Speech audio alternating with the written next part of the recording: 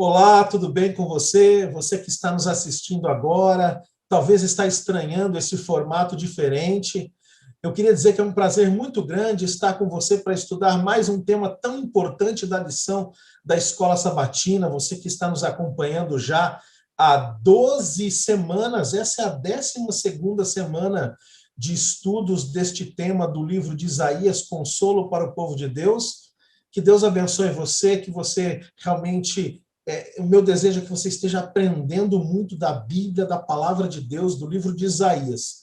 Antes de nós entrarmos na temática dessa semana, eu queria te explicar o que está acontecendo. Bom, você sabe que nós gravamos diretamente da igreja do UNASP, o Centro Universitário Adventista de São Paulo, campus Engenheiro Coelho, e nós estamos localizados aqui na região de Campinas, Sorocaba, no estado de São Paulo. Você que nos assiste também pelo canal Adventistas Brasil. No estado de São Paulo, estamos passando um momento de fase vermelha, de isolamento social.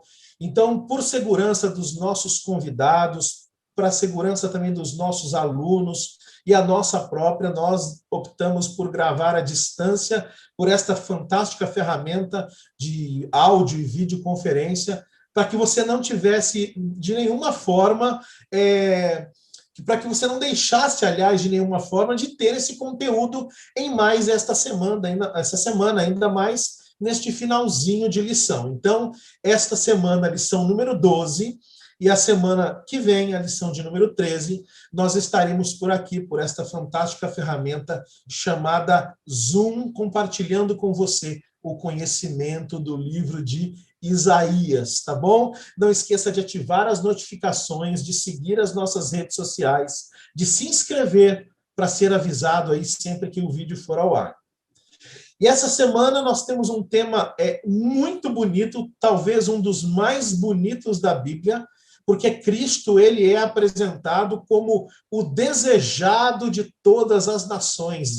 Esse é o tema, é o título da lição de número 12 do nosso guia de estudos Isaías, Consolo para o Povo de Deus. E eu tenho aqui de forma muito especial 2 convidados que você já conhece, se você acompanha essa temporada, você já conhece, e eu queria então introduzi-los neste momento. Primeiramente, e seguindo essa tecnologia aqui, eu vou pedir ao pastor Renato Stencel que possa abrir o seu microfone e ele vai, então, poder dar as boas-vindas, mas eu queria lembrar que o pastor Renato Stencel, ele é o diretor do Centro de Pesquisas Ellen White, Centro White, que fica localizado dentro do Centro Universitário Adventista de São Paulo, e, além disso, ele também é professor da graduação e da pós-graduação em teologia, deu aula há muitos anos na faculdade também de pedagogia, orienta teses doutorais, dissertações de mestrados, realmente o pastor tem muitas atribuições, e eu repetindo aqui, ele é o meu chefe no Centro White, né? Eu tenho esse privilégio de trabalhar com o pastor Renato. Então, pastor, seja bem-vindo e obrigado pela sua presença mais uma vez. Pastor Júlio, uma honra, uma alegria estarmos juntos novamente, na presença também do nosso querido pastor Lélio, uma alegria podermos compartilhar esses momentos na recapitulação da lição desta semana. Muito obrigado pelo convite. Obrigado, pastor Renato. Obrigado, pastor Renato, eu é que agradeço. E eu também tenho conosco, como já foi mencionado aí, o pastor Lélio Leles. Você o conheceu semana passada, na lição O Amor em Ação. Aliás, recebi muitos elogios e comentários da participação do pastor Lélio. O pastor Lélio, pastor Renato, ele é um catedrático, né? É um erudito. Pastor Lélio hoje atua como professor de graduação e pós-graduação na Faculdade de Teologia, nas áreas de epistemologia, cristologia, as disciplinas da área sistemática. Mas o pastor Lélio já foi diretor de internato, pastor Lélio já foi pró-reitor acadêmico, já fez tantas coisas na igreja e hoje se dedica exclusivamente à docência, né? A nível de graduação e pós-graduação. Pastor, muito obrigado, seja bem-vindo e é um prazer para nós ter você aqui conosco para discutir esse tema tão abençoado que eu sei que será a lição desta semana. Obrigado, pastor Júlio, pelo convite, é um prazer estar junto. Também estendo aqui a minha saudação ao caro amigo, pastor e doutor Renato Stencil, e a você que nos vê e está conosco aí desde a sua casa, desde o seu ambiente, através da internet. Obrigado, pastor Lélio. Eu sou um privilegiado por poder estar com vocês aqui e intermediar esta conversa, né? Me é um grande privilégio. Eu vou pedir nesse momento que o pastor Lélio abra seu microfone, ele vai nos introduzir em oração para que a gente possa entrar, então, na tão abençoada temática desta semana. Oremos. Altíssimo Deus, nosso Pai Celestial, é com alegria e também com humildade que entramos na presença do Senhor. Somos agradecidos pelas bênçãos, de modo muito especial, pela esperança da vida eterna através da salvação em Jesus Cristo. Nos abençoe ao partilharmos aqui esta lição que fala de Jesus Cristo desejado de todas as nações. É o que nós te pedimos por Jesus. Amém. Amém. Então, como fazemos todas as semanas, eu gostaria neste momento de convidar você para que você abra a sua Bíblia no nosso verso para memorizar. O nosso verso para memorizar está localizado no livro de Isaías, capítulo 60, verso 3. Isaías, capítulo 60, verso 3, é o nosso verso para memorizar, e diz assim: as nações se encaminham para a sua luz, ó Jerusalém, e os reis são atraídos para o resplendor do seu amanhecer. Querido, nesta semana nós vamos tratar mais sobre esta maravilhosa mensagem apresentada por Isaías, especialmente nos capítulos 59, 60 e 61. E eu gostaria, neste momento, antes de nós começarmos aqui de forma efetiva, de lembrar você que, se você tiver alguma dúvida, alguma pergunta, seja de forma geral ou ao pastor Renato, ao pastor Lélio, comente aqui embaixo no vídeo e nós iremos providenciar o encaminhamento da sua dúvida para que eles possam responder num outro momento, por e-mail. Alguns têm perguntado, então não deixe de comentar, tá bom? Mas, pastor Renato, começando aí então pela ordem das apresentações, eu queria introduzir ao senhor a primeira pergunta da nossa lição desta semana. A lição de domingo vem nos apresentando os efeitos do pecado sobre a raça humana. Nós sabemos que o pecado ele trouxe muitas dificuldades ou muitas distorções dentro do conceito primário de perfeição que Deus havia criado e que, infelizmente, não é hoje como deveria ser. Isaías, ele comentou, voltando para a semana passada um pouquinho, lá em Isaías 58, 3, o povo interpela a Deus, invertendo o papel aqui, interpela a Deus dizendo assim: por que jejuamos se tu nem notas? Por que nos humilhamos se tu nem levas isso em conta? Mas em contraste com Isaías 59, 1, nós temos uma outra mensagem ali. Que mensagem é essa de Isaías 59, 1 e 2? Nos ajude a entender, introduzindo esse tema dos efeitos do pecado sobre a raça humana. A mensagem de Isaías 59, 1 e 2 é a mensagem que percorre todo o livro de Isaías e também toda a extensão das Escrituras Sagradas. É a mensagem de um Deus que está sempre ao lado dos seus filhos, dizendo: a minha mão não está encolhida. Vocês que se apartaram de mim, vocês que quebraram a aliança que eu fiz com vocês. Então, a mensagem introdutória do capítulo 59 é exatamente esta. Mas a despeito de o povo de Israel ter virado as costas para Deus, ter abandonado a Deus, nós vamos encontrar nesse mesmo capítulo que, a despeito de Deus ser rejeitado pelo povo, Deus oferece a ele uma esperança de salvação, que é o que nós vamos estudar nesta semana, que tem como tema o desejado de todas as nações. Que, por uma curiosidade, pastor Júlio, esta expressão é bíblica. Você sabia disso?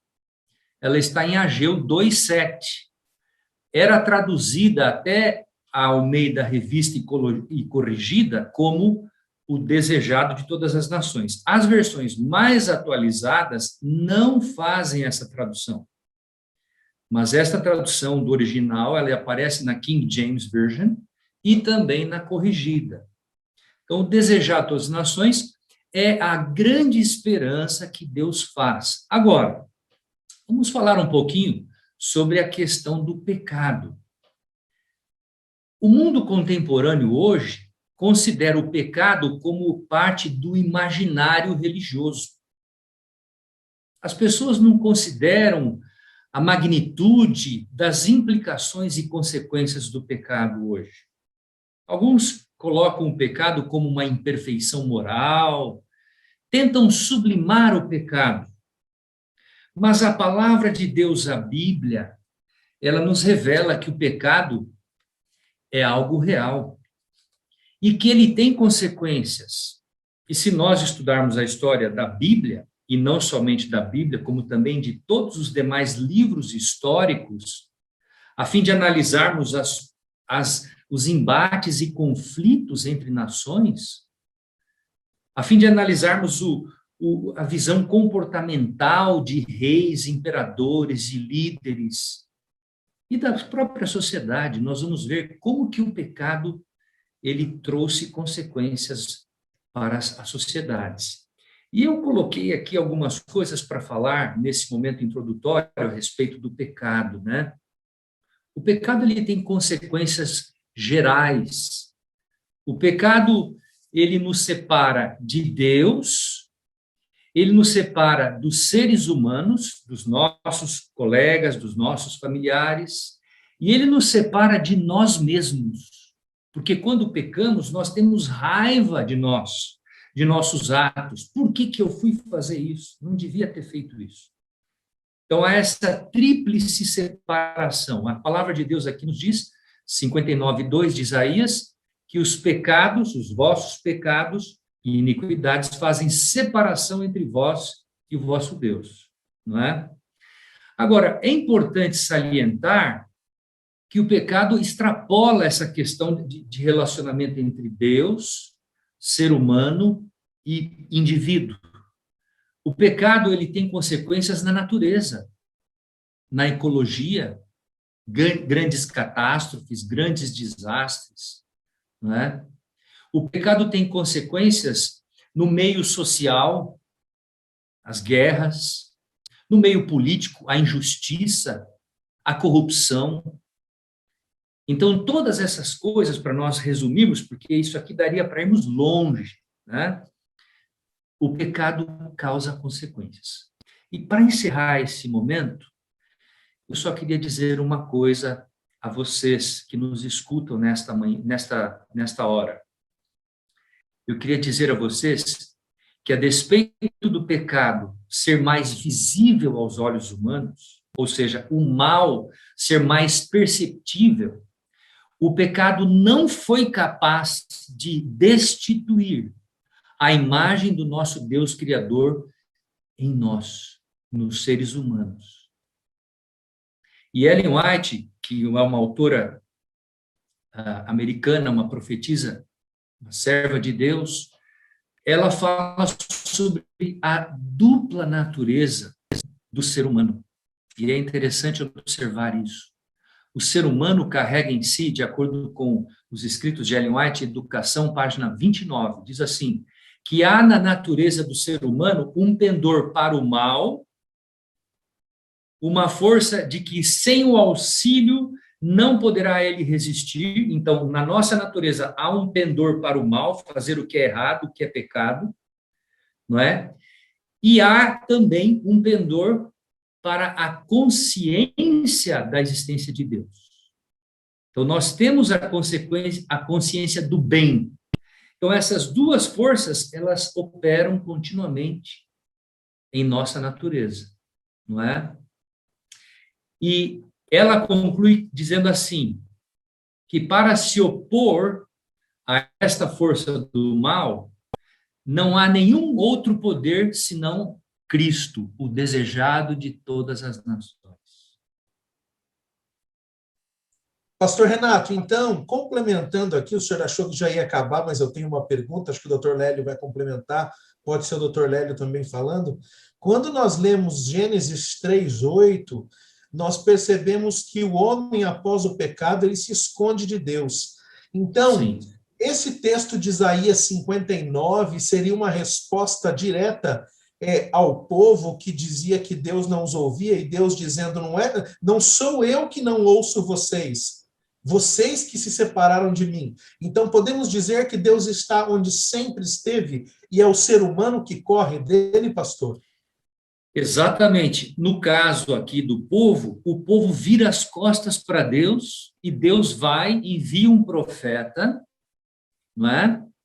E o que ele faz? O profeta, ele comunica a verdade ao povo dizendo, olha, a minha mão, a mão de Deus não está encolhida. Ou seja, Deus toma a iniciativa para reconquistar o povo, conquistar o coração do povo, que é o objetivo diário de Deus em nossa vida.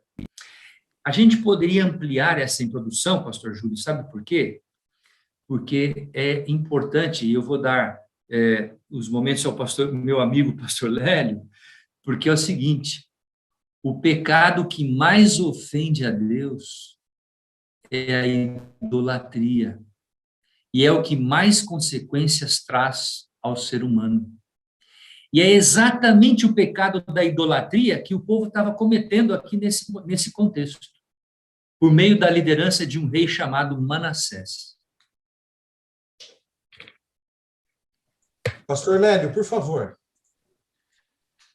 Com essa introdução excelente, fantástica do pastor Renato, fica até mais fácil e mais interessante o diálogo sobre a palavra de Deus na lição da Escola Sabatina desta semana, né? Eu gostaria de chamar a atenção do nosso internauta para o pecado enquanto pecado do povo de Deus. Então, quando a gente olha para Isaías, no capítulo 59, versos 1 e 2, a gente vê, como o pastor Renato muito brilhantemente colocou, um diálogo em que o profeta, como porta-voz de Deus, diz, olha, na realidade, Deus está sempre em busca do pecador, ele está com a mão estendida, são as suas iniquidades, no original hebraico a palavra awon, que significa perversidade, perversão deliberada, intencional. É uma espécie de delito, de quebra de uma lei consciente. Então, Deus está dizendo, é o pecado, awon, iniquidade, perversidade deliberada que vocês, meu povo, praticam, que separa vocês de mim, diz Deus por meio do profeta Isaías. Então, a gente encontra aqui 3 elementos neste diálogo que são direcionados pelo profeta Isaías, inspirado pelo Espírito Santo, para o povo de Deus e que servem para nós hoje. Em primeiro lugar, é que o povo de Deus estava a cometer awon, iniquidade, perversão deliberada, um delito consciente que separava a ele, o povo de Deus, diríamos hoje a igreja de Deus daquele tempo, do próprio Senhor, do Eterno. O segundo ponto, e eu quero ir a Isaías 59, 10, ali tem uma metáfora, uma figura de linguagem que considero impressionante. Ali é dito assim, que o pecado, a iniquidade, awon, que nós vimos lá em Isaías 59, 2, Lá em Isaías 59:10, ele torna o pecador, diríamos, o iníquo, aquele que comete iniquidade, como um cego que tropeça ao meio-dia. Como se ele, cego, que tropeça ao meio-dia, estivesse andando, se enxergasse em meio às trevas, na meia-noite. Portanto, com esta metáfora, com esta figura de linguagem, o que me parece é que Deus está dizendo: vocês são meu povo, são a minha igreja. Vocês têm cometido perversidades, têm pecado de modo intencional. E por isso, vocês não veem as coisas. E por isso vocês clamam como se eu não pudesse salvá-los, atendê-los, e não é isso, eu estou com a mão estendida. Vocês é que se afastaram de mim, porque vocês estão como um cego que tropeça ao meio-dia. Terceiro elemento, e aí eu quero voltar a Isaías 58, lá nos versos 1 a 4, nós encontramos, quando o povo, e o pastor Júlio muito bem introduziu isso hoje, não é? Quando o povo interpela Deus, olha que ousadia, não é verdade? O povo interpelando o Eterno, o Criador, quando o povo interpela dizendo: por que a gente jejua? E você, Deus, o Senhor, não dá bola para isso, não presta atenção aos nossos jejuns. Porque nós clamamos e o Senhor não nos ouve. Quando o povo assim interpela, Deus então diz: não tem como responder vocês, porque vocês estão com conduta exterior religiosa, fazendo os jejuns que peço, estão lá na igreja, no templo, estão orando e assim por diante, mas a intenção não é pura, vocês estão cometendo pecados, estão transgredindo. E é por isso que Deus diz ao profeta: anuncia lá, clama a plenos pulmões, toca a trombeta, que o meu povo está pecando. E nesse contexto, portanto, o que Deus diz? Não tenho como atender vocês, o meu povo, enquanto vocês estiverem praticando exteriormente religião, culto e assim por diante, mas a intenção é ruim. Enquanto vocês estiverem praticando seus interesses ao invés dos meus interesses, diz Deus. Em outras palavras, Deus está dizendo assim: enquanto vocês, a minha igreja, estiverem em hipocrisia, uma contradição entre conduta e fala exterior e aquilo que está sendo deliberado no pensamento, hipocrisia que é gerada porque vocês, o meu povo, estão com a consciência adormecida, e isso faz com que vocês, meu povo, me interpelem, diz Deus, porque vocês nem viram o quadro todo, já que estão em pecado. Enquanto estiverem assim, não dá para que vocês sejam salvos. Não porque eu, Deus, diz Deus, não o queira, mas porque vocês romperam o relacionamento comigo pelos pecados que cometeram. Ok, pastor Lélio, muito obrigado. E agora Sim, pastor. Posso agregar uma palavrinha? Sim. Qual era o estado desse contexto em que nós estamos aqui trabalhando na lição, no capítulo 59? Manassés era o rei, e os textos revelam que Manassés não exerceu a devida liderança nesse período, como seu pai Ezequias havia exercido. Ele promoveu a idolatria a Baal, reconstruiu altares que foram destruídos pelo seu pai, promoveu práticas de magia, adivinhação, introduziu até mesmo nos pátios do templo da casa de Deus ritos e altares indevidos. Não é isso? E chegou ao extremo da prática de sacrifícios humanos, tendo ele mesmo sacrificado até um de seus próprios filhos. Então, o que nós estamos falando de pecado aqui, no contexto de Isaías 59, não é uma coisa qualquer. E Deus tem que exercer de forma muito grandiosa a sua graça, a sua misericórdia, para tolerar esse momento de grande distanciamento que o povo de Israel e os seus líderes estavam, não é? E é notório, pastor, quando você lê aqui, o pastor Lélio fez menção a alguns textos, não é?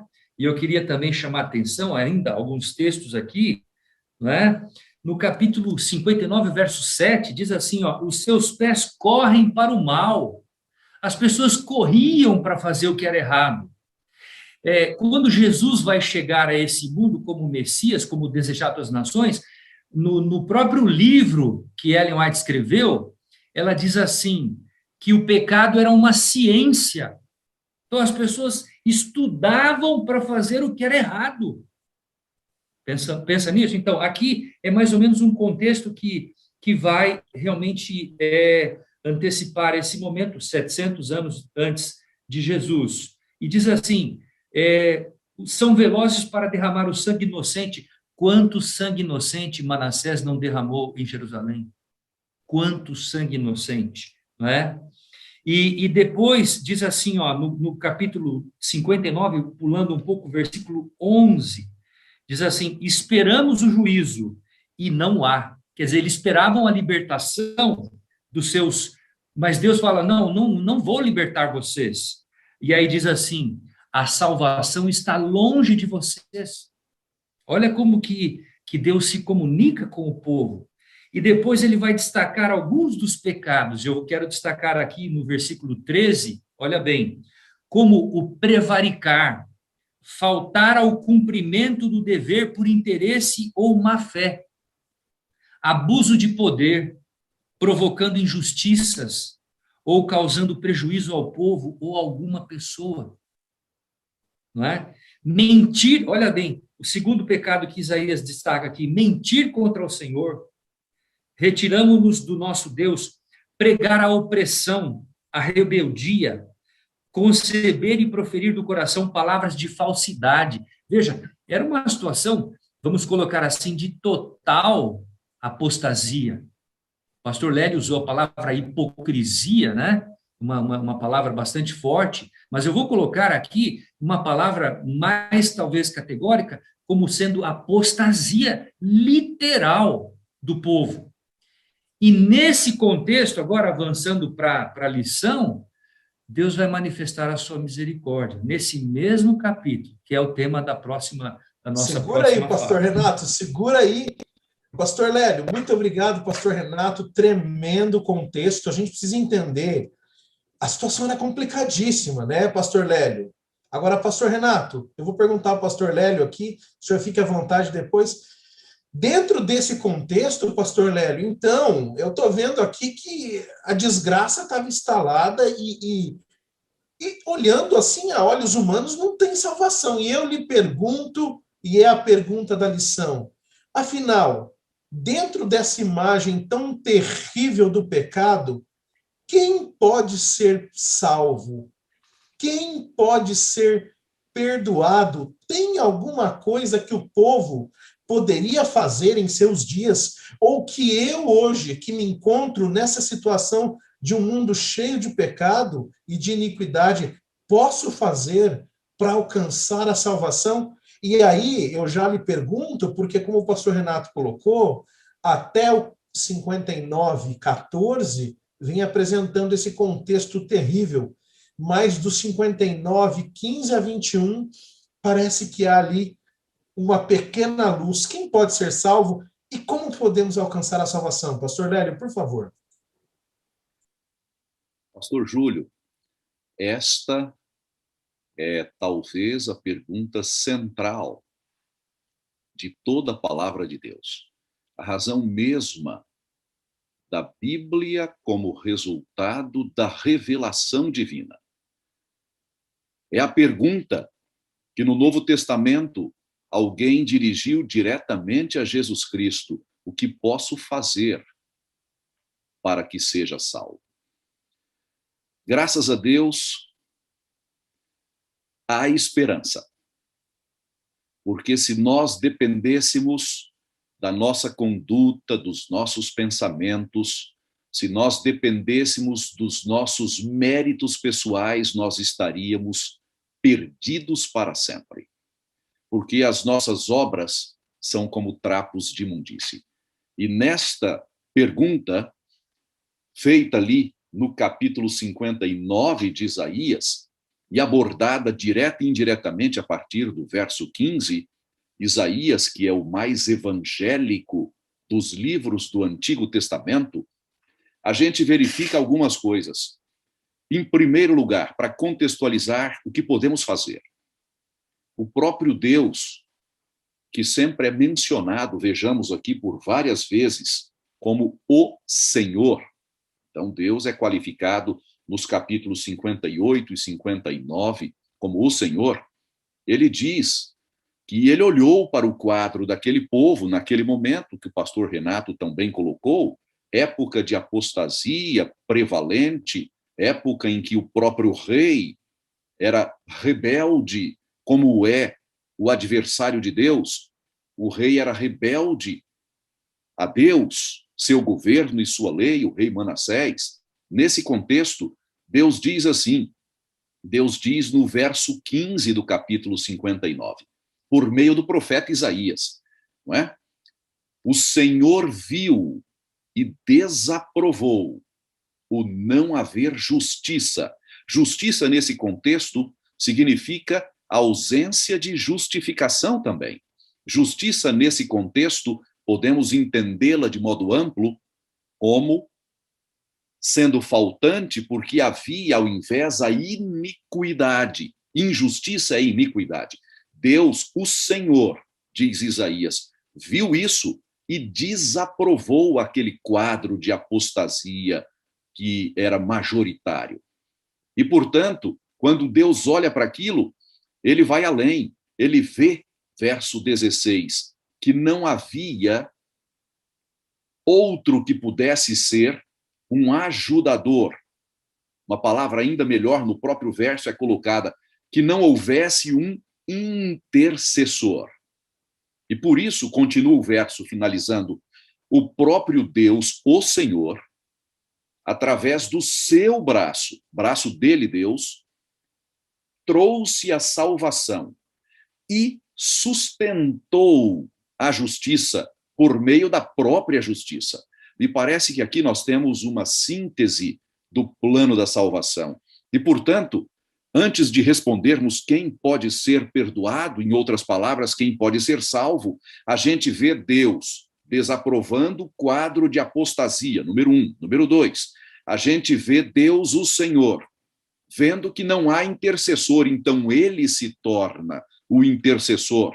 Número 3, Deus, com seu próprio braço, diz o verso 15, não é? Na realidade, o verso 16 do capítulo 59, com seu próprio braço, trouxe a salvação e, por meio da sua própria justiça, que sustenta esse quadro maravilhoso. Na sequência, vem então a nossa pergunta. O que nós, como seres humanos, devemos fazer? O que o povo deveria fazer e o que nós, hoje, cada um de nós, o internauta que está conosco, nós três aqui neste debate, devemos fazer? Diz aqui o verso 20 do capítulo 59 de Isaías, que virá o Redentor a Sião, Sião era Jerusalém, e aos de Jacó, povo de Israel, que se converterem, diz o Senhor. No contexto primário, portanto, era laudo do povo de Israel. Olha, povo, diz o profeta Isaías, o Redentor vai vir no futuro. Estava no futuro desde a época do profeta Isaías, desde a época do rei Manassés. Vai vir para aqueles que são de Jacó, povo de Israel. E os conversos, os prosélitos que se convertessem a Deus, tornando-se membros do povo de Israel. Não é? Para nós hoje, portanto, o povo de Israel espiritual, como a Bíblia claramente o diz no Novo Testamento, é preciso que nos convertamos. Em outras palavras, O que o ser humano pode fazer para ser perdoado e, portanto, salvo? Ele tem que aceitar. Ele tem que aceitar a graça maravilhosa, insubstituível, completa de Jesus Cristo Redentor. E, aceitando a graça, está a converter-se. E quando convertido, os seus pecados serão perdoados, porque, como nos diz Isaías, verso 16 do capítulo 59, ao se converter, agora é a salvação que opera, agora é a própria justiça de Deus oferecida que a todos sustém, em outras palavras, que a todos nos cobre. Portanto, é isto que devemos fazer: aceitar a justiça de Deus, a graça salvadora, não custa nada, precisamos apenas querer. E mesmo querer, podemos pedir o auxílio, e devemos, do Espírito Santo. E aí seremos perdoados e, consequentemente, salvos. Para você que está nos assistindo, você percebeu que não há outro meio de alcançar a salvação a não ser por Jesus Cristo. E você encontra aqui em Isaías, capítulo 59, Dr. Lélio tão bem leu, no capítulo 59, verso 17, símbolos que depois são usados pelo apóstolo Paulo, lá no capítulo 6 de Efésios: o capacete da salvação, a couraça da justiça, né? Você enxerga que, e isso mais do que, meu amigo, você que me escuta, isso do que mais um instrumento, é uma pessoa. E aqui eu já introduzo a pergunta ao pastor Renato, ele pode complementar e já responder a pergunta. Pastor, no capítulo seguinte, capítulo 60, nos é apresentado de forma muito clara uma temática, que ela é a temática, o princípio corrente em toda a Bíblia. E aqui é um apelo universal. Afinal, quem é aquele que nos ajuda, ou quem é, de forma incorporada, a salvação, a justiça? Qual é essa luz que o verso inicial de leitura que fizemos aqui, que o povo vai se aproximar, ou os reis se encaminharão? O que o profeta está dizendo aqui? Quem viria? Como viria? E o que tudo isso, pastor Renato, tem a ver com a aliança lá feita com Abraão no início dos tempos? Por favor, nos ajude a entender mais sobre essas questões. É muito interessante nós examinarmos esses capítulos, porque nós, por meio deles, podemos confirmar a misericordiosa graça e a maneira como Deus lida com o seu povo, com os seus filhos. Deus, ele sempre está mostrando o caminho, reconduzindo os seus filhos para que eles voltem-se para ele e continuem a sua jornada, cumprindo o propósito, a aliança que foi estabelecida entre Deus e o seu povo. Lá com Abraão, em Gênesis capítulo 2, como você mencionou, sai da tua terra, da tua parentela, vai para um lugar que eu vou te mostrar, e depois ele diz: sê, pois, uma bênção. Aqueles que te abençoarem serão abençoados, e os que te amaldiçoarem serão amaldiçoados. Olha que coisa tremenda. Esta aliança feita com Deus, entre Deus e Abraão, ela perpassa toda a Escritura Sagrada, com todas as gerações do povo de Deus, até o nosso dia. É óbvio que não é a mesma aliança no sentido do contexto bíblico, mas nós hoje somos esse povo representante desta aliança. Agora, para mim, quando leio Isaías 60, note uma coisa: não há ambiência para o profeta escrever no primeiro verso do capítulo 60 o que está posto. Nós só estávamos falando de pecado, pecado, e prevaricação, e mentira, falsidade. Aí, de repente, Deus apresenta o Salvador. Aí sim, quando o Salvador é introduzido no versículo 20, aí então a gente pode respirar um pouquinho, né? Porque Deus, ele faz o seguinte, ele fala, olha, vocês estão longe de mim, eu vou apresentar a solução para o problema de vocês, só que tem uma condição. Vocês precisam me representar perante as nações. Então, levanta-te e resplandece. Levanta-te e resplandece. Capítulo 60 e o verso 1. Algumas traduções diz levanta-te, né? E aqui está escrito dispõe-te e resplandece, porque a tua luz e a glória do Senhor nascem sobre ti. Aqui, pastor Júlio e meu querido amigo pastor Lélio, é interessante nós observarmos isso. A palavra glória na Bíblia, ela representa muitas coisas, ela tem muitos significados, mas o significado que mais me toca da palavra glória na Bíblia é caráter. Quando a palavra glória aparece na Bíblia, Deus está falando assim, olha, quando você vai glorificar a Deus, você vai atribuir glória, você vai atribuir uma menção, fazer menção ao caráter de Deus, você vai edificar o caráter de Deus. Neste contexto, a palavra glória significa de que a luz da glória de Deus recebida pelo povo deveria ser difundida às nações, ou seja, o caráter de Deus deveria ser revelado através da vida. E a lição coloca muito bem isso. Sião aqui é uma representação a Jerusalém, mas não a localização geográfica, mas sim ao povo que habitava aquela cidade, às pessoas que ali moravam. Pastor Renato, uma pergunta, desculpa, só para o senhor complementar. Então, o senhor está dizendo que Deus está chamando o povo a uma mudança, tipo assim, levanta daí, brilha, porque a luz está vindo. Resplandeça agora, porque a glória está chegando. Era um apelo de mudança de vida, pastor? Era um apelo de mudança completa. Só que, como estudiosos, nós temos que concluir que, lamentavelmente, este plano não se cumpriu nesta circunstância do povo de Israel. Nem no tempo de Isaías, nem de Jeremias, nem de Daniel.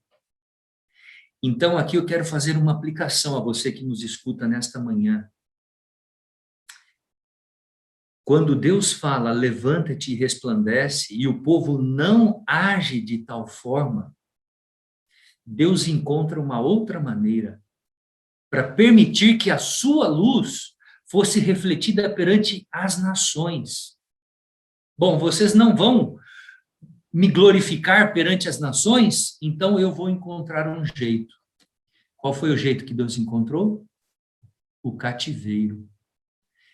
Se a luz não foi resplandecida como estava proposto por Deus, o povo agora é levado à Babilônia, é levado a outras partes da terra para poder testemunhar de Deus, não de forma livre, mas como cativos, como escravos. Isso parece um paradoxo, uma coisa conflituosa, mas Deus trabalha. Deus não se deixa escarnecer pelo pecado, amigos. E é por isso que a palavra de Deus nos diz de que se nós não falarmos, as pedras falarão. As pedras falarão. E eu queria dizer a você que me escuta também, não é um privilégio para nós, como cristãos adventistas, como povo remanescente de Deus, às vezes a gente converte uma pessoa para Deus e diz assim, olha, eu tive o privilégio de dar estudos bíblicos para essa pessoa. Meu querido amigo, não é um privilégio apresentarmos a verdade, mas é um dever que Deus colocou sobre nós. de partilharmos esta luz a todas as nações da terra, para que o desejado das nações se manifeste em glória e majestade nas nuvens dos céus. Pastor Renato, tremendo, hein? Então, nós percebemos aqui, Pastor Lélio, e você que nos escuta, nos assiste, que Deus, ele conclama o seu povo a uma mudança de vida. O pastor Renato acaba de dizer que, historicamente, nós sabemos que isso não se cumpre, mas Deus conclama o seu povo porque estava vindo alguém. E estava chegando um período, pastor Lélio, que era chamado de o período aceitável, o ano do Senhor. Nós já vimos aqui, já está claro para você que essa luz, a glória de Deus que estava vindo, tudo isso que estava para acontecer, ela é personificada na pessoa de Jesus Cristo, o ungido, ou como o pastor Renato colocou, o desejado de todas as nações. E se você der uma olhada lá, onde o pastor Renato comentou no começo, Ageu, capítulo 2, verso 7, antes de dizer que o desejado de todas as nações viria, Deus diz que ele abalaria as nações, pastor Lélio. Ele faria com que as nações tremessem e então viria o desejado de todas as nações. Agora, entrando no capítulo 61, e aí você aqui que nos escuta, você tem aqui o nosso comentário como um complemento, você percebe que muitas vezes nós não estamos atrelados ao que está escrito na lição, porque a ideia é que você estude a lição e com nossos comentários você a complemente. Pastor Lélio, aqui é dito em Isaías 61, falando que estava chegando o ano aceitável do Senhor. Tem um texto em Isaías 61, 1 que diz: o Espírito do Senhor está sobre mim, porque o Senhor me ungiu para pregar boas novas aos quebrantados, me enviou para curar os quebrantados de coração, a proclamar a libertação aos cativos e pôr em liberdade os algemados ou presos. Me parece que alguém no Novo Testamento, num dia numa sinagoga, usou estas palavras, não é, pastor Lélio? Quem foi, qual é o contexto e, afinal, o que é o ano aceitável do Senhor? Muito bem. Excelente pergunta, pastor Júlio, porque está no centro das nossas crenças. Aliás, o nome pelo qual somos conhecidos desde a época apostólica, o apelido que foi dado ao povo seguidor de Jesus Cristo lá em Antioquia é o nome cristão. E esse texto, para nós cristãos, é a combinação textual de Isaías 61, versos 1 e 2, com Lucas capítulo 4, 16 a 21, para nós, estão no centro de quem é Cristo. A gente olha para Isaías e a gente vê uma profecia do Messias que viria futuramente. E a gente olha para Lucas e a gente vê a história contada do Messias, ou ungido, o Cristo, que veio. Então, veja, nós precisamos contextualizar isso um pouco, olhando aqui a realidade de vida, o dia a dia do povo de Israel. O ano aceitável ao Senhor era o jubileu. O ano do jubileu é um outro nome que se dá para essa expressão. Esse ano acontecia a cada 50 anos. E quando se avizinhava o jubileu, as pessoas que, por óbvio, deveriam seguir a Deus sempre, os caminhos de Deus sempre, tinham um estímulo adicional para estar ainda mais próximos de Deus, para rever toda a sua vida, para pedir perdão de todos os seus pecados, porque aquele era um ano muito especial.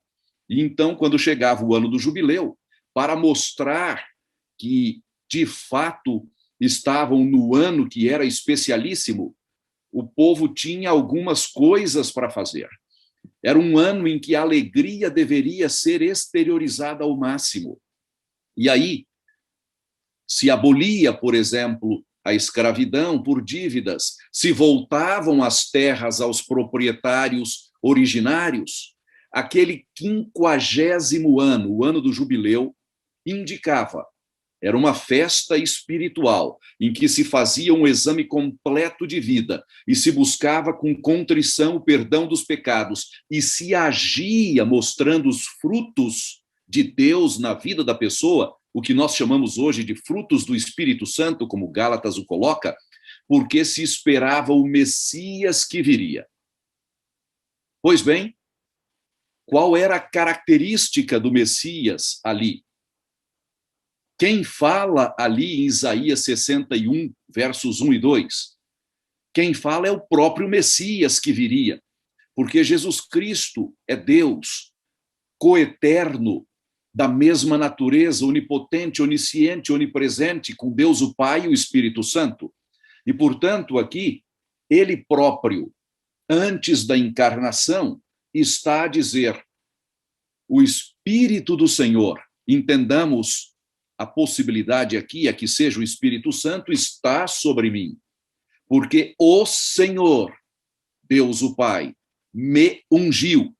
A ele, o Messias, o Filho, nós encontramos a Trindade aqui nessa profecia. E então, ungiu para quê? Para uma missão.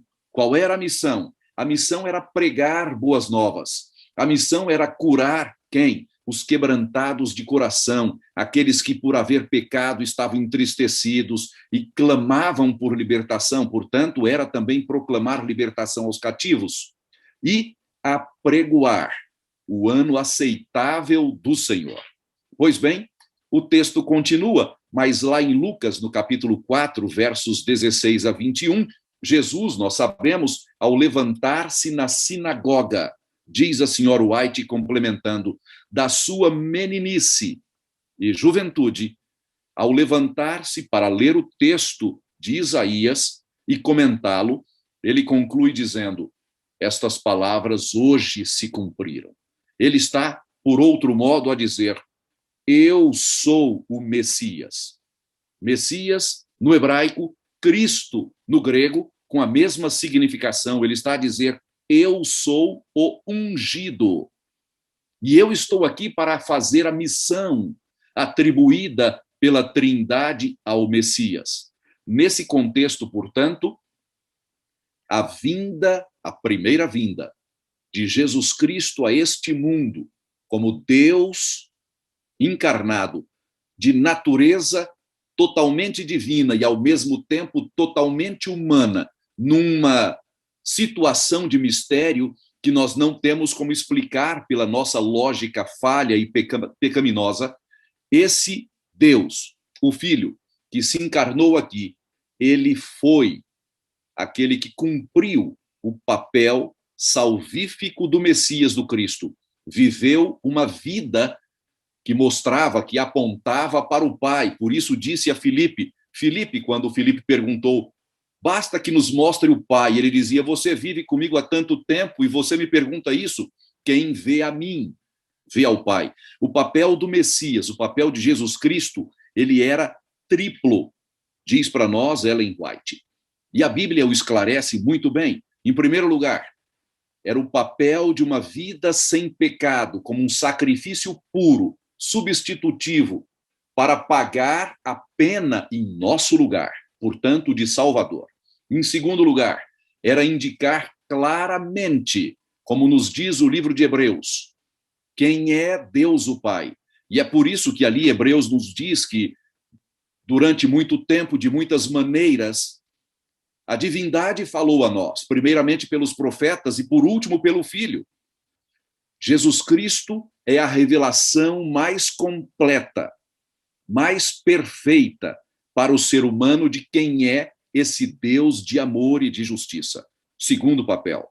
E o terceiro papel era vindicar o caráter de Deus a todo o universo, mostrando que Deus, seu governo e sua lei são a suprema expressão do amor e da justiça. Portanto, o ano aceitável ao Senhor foi a vida do Messias, Jesus Cristo, aqui na terra, mostrando como é Deus, como podemos ser salvos, nos dando o presente maior que já existiu no universo, a salvação, porque ele continua a dizer, e aí o pastor Renato, na sequência, vai abordá-lo, a história não se concluiu. A história não para aí. Vem o dia da vingança do nosso Deus.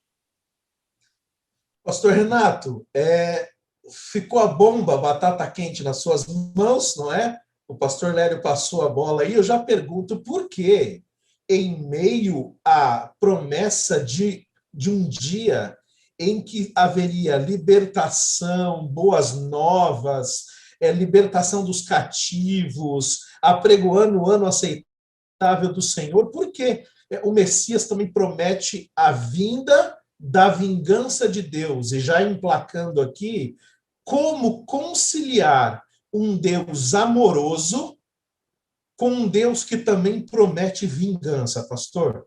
Nos responda. É muito interessante a pergunta, porque o caráter de Deus dentro do plano da redenção, o caráter de Deus está sendo medido, avaliado continuamente. E dois elementos são primordiais no caráter de Deus. De um lado, o amor, a graça, a misericórdia, do outro, a justiça.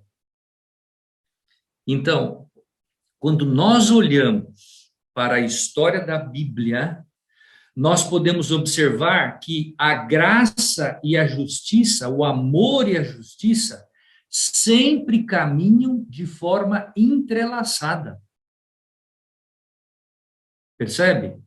Deus, ele apresenta uma promessa e diz ao povo, olha, se vocês fizerem o que eu vos ordeno hoje, se vocês seguirem os meus caminhos, vocês serão abençoados.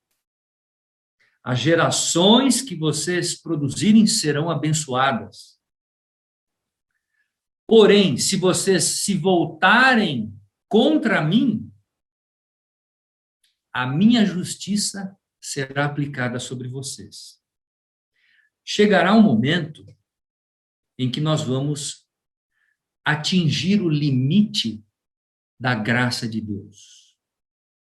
E nesse momento, quando atingirmos o limite da tolerância da graça divina, Deus vai aplicar a sua justiça sobre todos aqueles que voltaram suas costas, que o rejeitaram, que não aceitaram a sua oferta de salvação, que não aceitaram a Jesus Cristo como seu Salvador. Essas pessoas receberão o juízo de Deus. E aí aplica-se o que está lá em Apocalipse capítulo 22. Quem é justo, continue na prática da justiça, e quem é injusto, continue sendo injusto. Então, o que nós podemos ver é que a justiça e a graça divina estão sempre entrelaçadas. Deus não é o Deus só da graça, como muitas denominações pregam, como muitas religiões enfatizam o que nós chamamos de uma graça barata, uma graça que é irresponsável, que quando você aceita Jesus, uma vez salvo, salvo para sempre. Então você pode aceitar Jesus e fazer o que você quiser. A Bíblia não apresenta esse conceito. A Bíblia apresenta o conceito de que quando Jesus apresenta a sua salvação a um dos seus pecadores, ele diz, segue-me, faça agora o que eu faço. Tome a tua cruz e siga-me. Então, é importante nós lembrarmos que o ano aceitável é sucedido da vingança de Deus. E quando nós projetamos isso para os nossos dias e para os tempos do fim, ou o tempo do fim, nós ainda podemos ver graça, porque antes que a porta da graça se feche, haverá um período de salvação quando nós levarmos ao mundo o conhecimento da graça salvadora de Cristo, através da pregação do que nós conhecemos como o alto clamor, que será o último convite de salvação que ouvidos de mortais pecadores ouvirão da nossa boca, daqueles que guardam os mandamentos de Deus e têm a fé em nosso Senhor Jesus Cristo. Então, ainda haverá um tempo de graça. Nós ainda estamos vivendo nesse tempo. E eu quero falar ao seu coração agora. Deus oferece a você hoje uma oferta de salvação e graça. Ele te oferece o seu perdão. E Ele quer que você aceite esta oferta. Receba-o em sua vida, em sua casa, em sua família. Abrace esta verdade e siga os caminhos que Deus estabeleceu através da Bíblia, a sua palavra.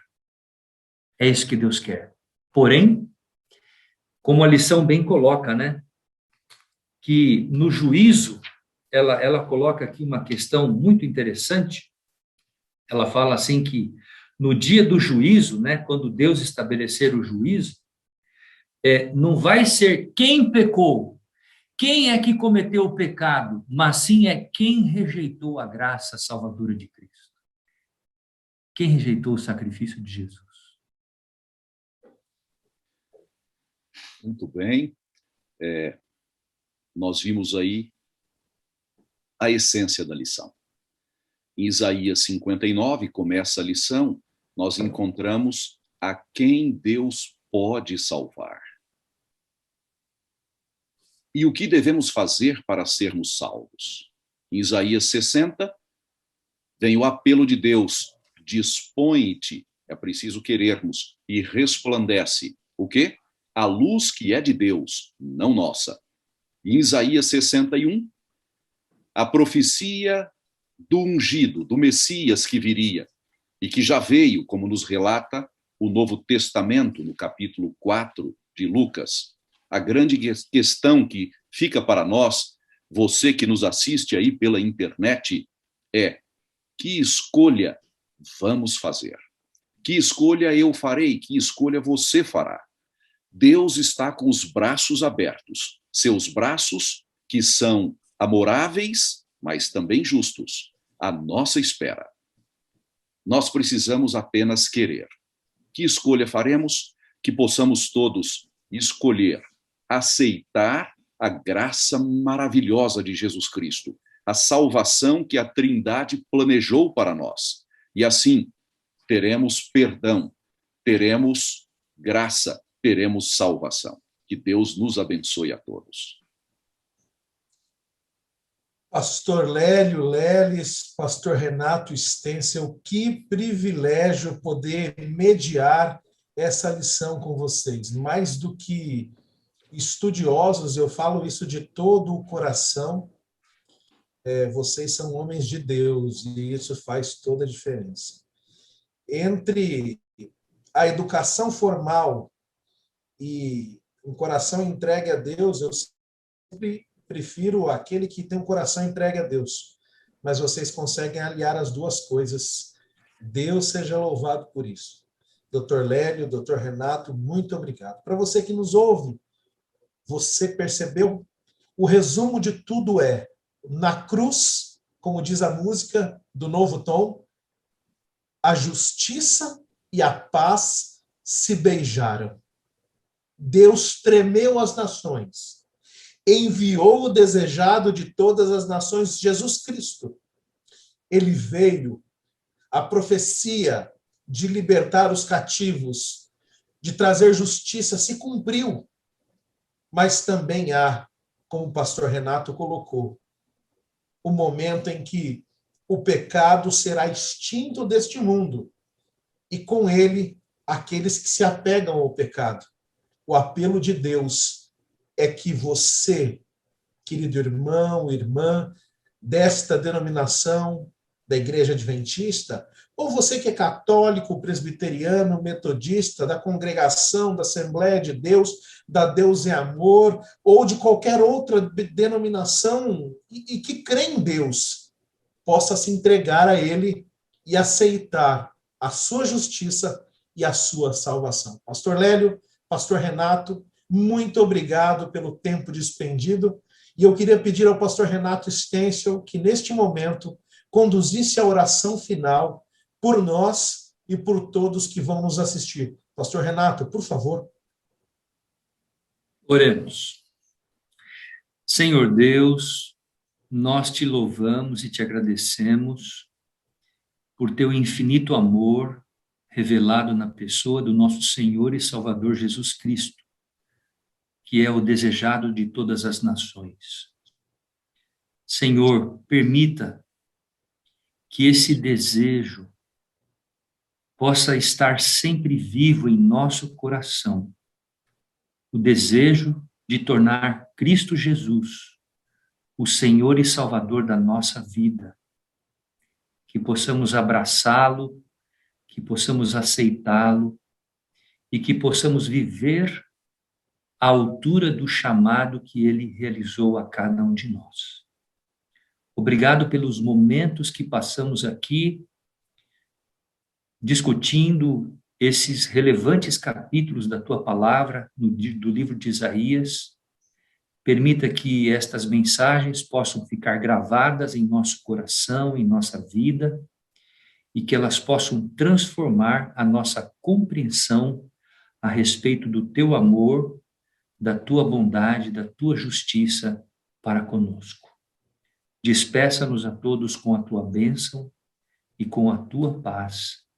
Em nome de Jesus oramos. Amém. Amém. E você que esteve conosco assistindo até aqui, muito obrigado.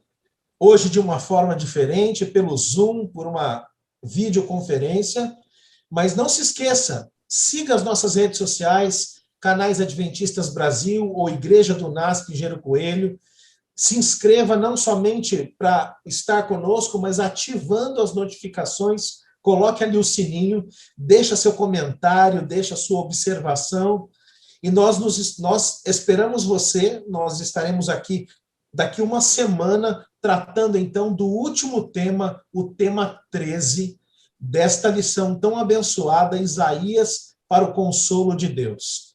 Um abraço e até a semana que vem.